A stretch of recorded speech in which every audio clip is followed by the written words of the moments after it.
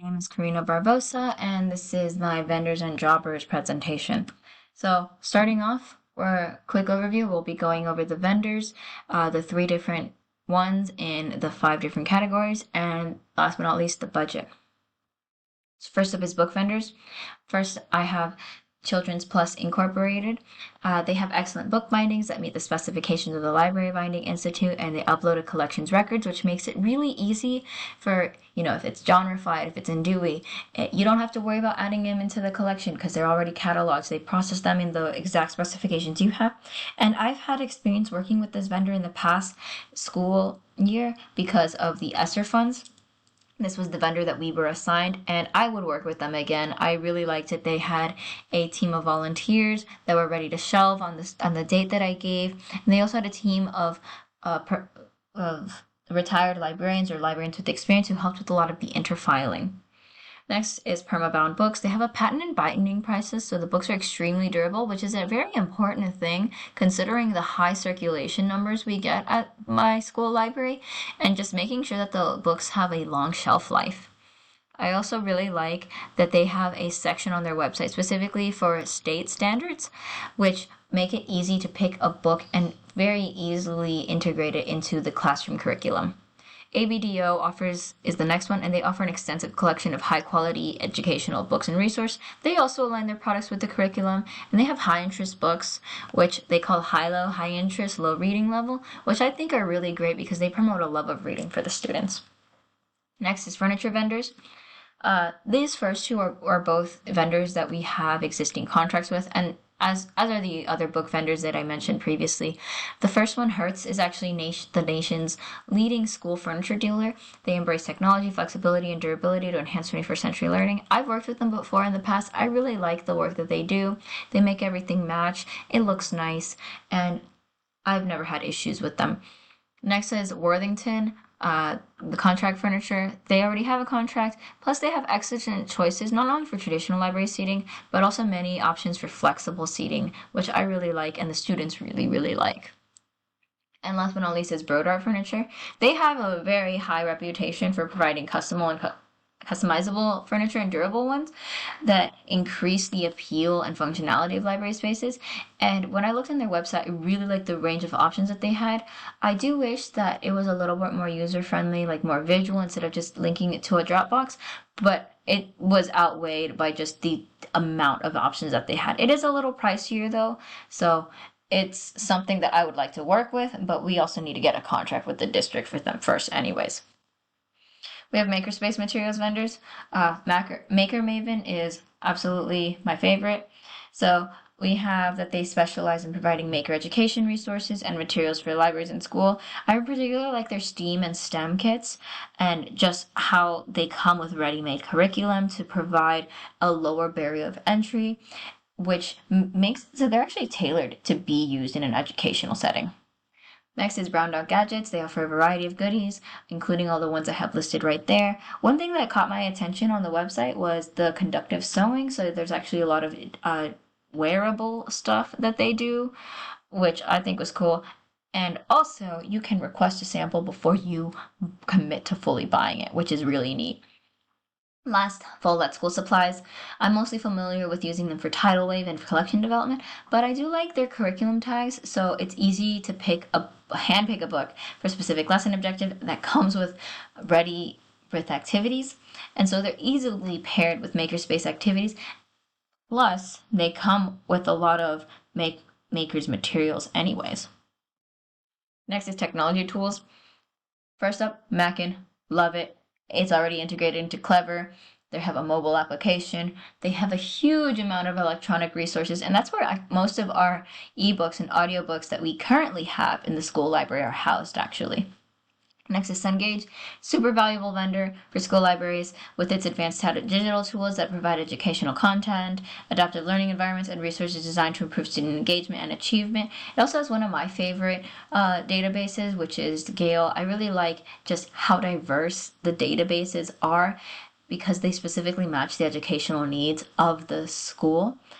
And the kids love it. The teachers really like it. Cengage is a yes for me. And then EBSCO. EBSCO is probably one of the most well-known ones. I know I use it in K through 12. It is a huge K through 12 vendor. We use it a lot in universities. In fact, that's a huge database for research for the University of North Texas as well. And it meets the academic needs of both students and teachers. Lots of good stuff. And last but not least, supplies and decor vendors.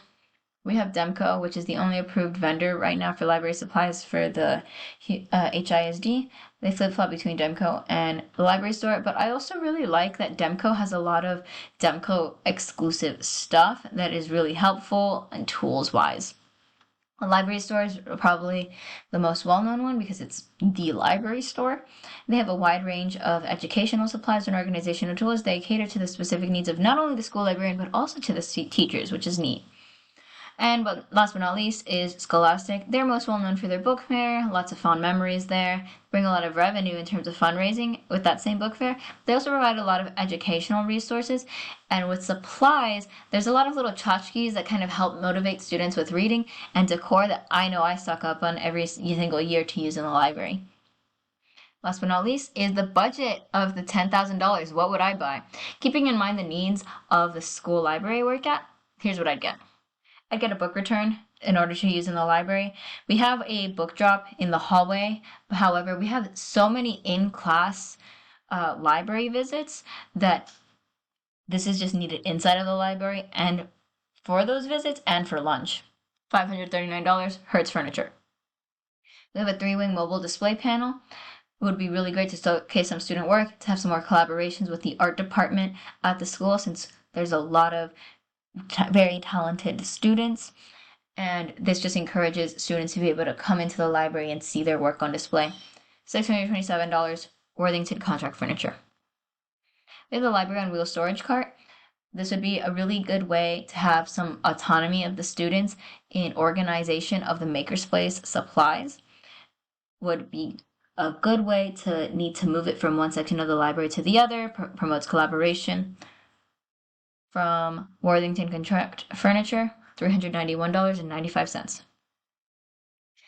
We have the Finch Robot Classroom Flock, which it'd be really good for a lot of our engineering students as well as students who are just trying to learn basic coding stuff. Can be used to integrate into classroom lessons, can also be used for students to fiddle around with in the library during free time, during lunch, or after school. From Maker Maven, $799. We have the Crazy Circuits Makerspace Kit. So again, like I mentioned before, we have an engineering class, which is actually one of our CTE pathways at the school. It would be really useful for them. Would also be really useful for students who are learning physics, for them to be able to come in to tie it to their curriculum standards. Maker Maven, $1,100, and also can integrate into other parts of the school curriculum that you may not necessarily be as obvious. We have the Artemis 3D printer education bundle. So I know that 3D printers are becoming all the rage, and as they become more and more ubiquitous, that doesn't necessarily mean that the access has. So in order for students to have some access to this, to be able to gain that skill set, it would be great to have one in the library. And this one comes with not just one, but two, because it's a bundle with the filament and with curriculum. So it provides a lower barrier for integrating into a teacher's lesson, integrating into the library program. And it would benefit the school community greatly, because I know that we have some 3D printers at the school, but that doesn't mean everyone has access to them. Whereas if they're in the library, everyone does. And then there's the Makey Makey STEM Pack, which is also from Maker Mavens for $699.95. This is in the Invention Literacy Kit. One of the nice things about this one is it kind of gamifies a lot of things. So you can learn basic coding with it. You're able to almost even act out a story with a lot of the materials in this kit. Would be really good to have in the library. Moving on to more supply stuff, students need to know when their books are due without having to come into the library to ask or to easily check the library catalog, which a lot of them don't know how to do without my direction anyway. This is a good old-fashioned, just flip to the back of the book. When's the book due? We need a lot of them because we have a lot of new books that don't have those due slips. Also, moving on from that, so this is from the library store. The next one is from Demco. We need a self-inking dater. Makes it easier on me, the stamp, that they all have the same due date. It makes it easier on them so they don't have to read my chicken scratch. We need to make sure that our books have longevity, and eventually books are going to need to be repaired. This one is a Demco exclusive, and I really like it because it makes it easy to repair the books. Would benefit pretty much everyone in the school. This kind of goes along with the other one. These are the glue strips needed to operate this machine, both of which are from Demco. Also from Demco is book tape. This is for much quicker repairs that don't necessarily need the use of the aforementioned machine. We do need several, so that is why it says I need 10 for a total of $156.90. Book jacket cover rolls to make it so that they have a longer lasting life, to make the books a little bit more resistant to water so they don't get that water damage, to make it so that when they're getting tossed and turned into backpack, they live longer.